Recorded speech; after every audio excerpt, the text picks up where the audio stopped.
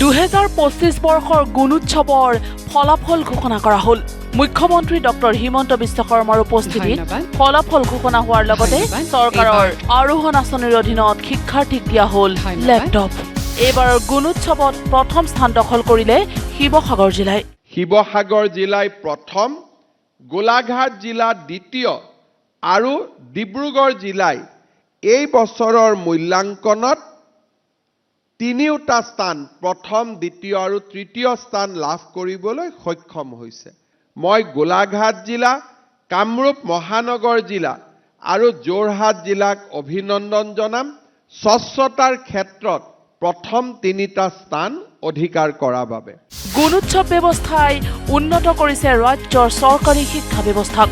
পূৰ্বে গুণোৎসৱৰ বিৰোধিতা কৰা সকলে এতিয়া পৰ্যবেক্ষণ কৰিলে গম পাব গুণোৎসৱৰ যোগাত্মক পৰিৱৰ্তন। মন্তব্য মুখ্যমন্ত্ৰী ডক্টৰ হিমন্ত বিশ্ব শৰ্মাৰ।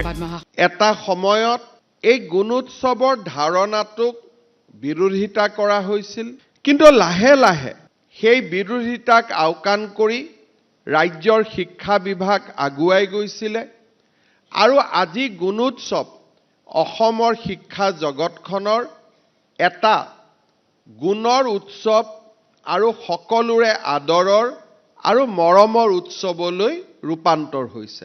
2024 চনৰ তুলনাত এইবাৰৰ গুণোৎসৱত A+ গ্ৰেড পোৱা বিদ্যালয়ৰ সংখ্যা দ্ৰুতগতিত বৃদ্ধি পাইছে।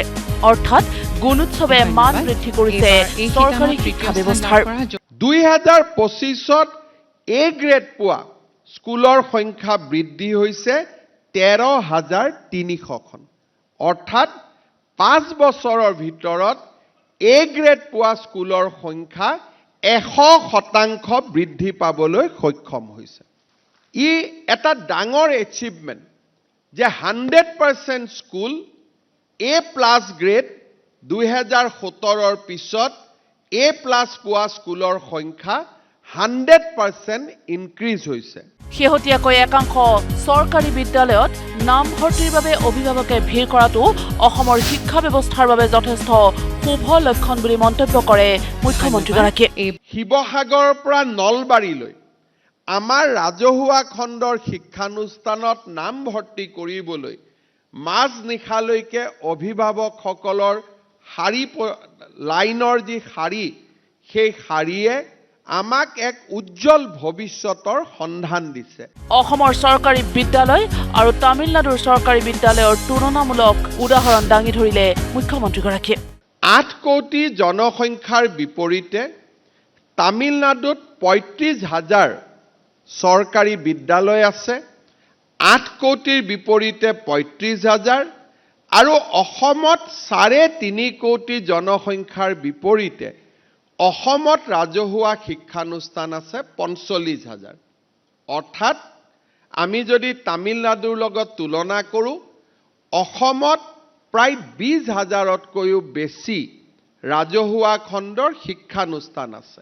এই অনুষ্ঠানতে A+ গ্ৰেড লাভ কৰা বিদ্যালয়সমূহক আনুষ্ঠানিকভাৱে উদগনিমূলক অনুদান প্ৰদান কৰে মুখ্যমন্ত্ৰীগৰাকীয়ে।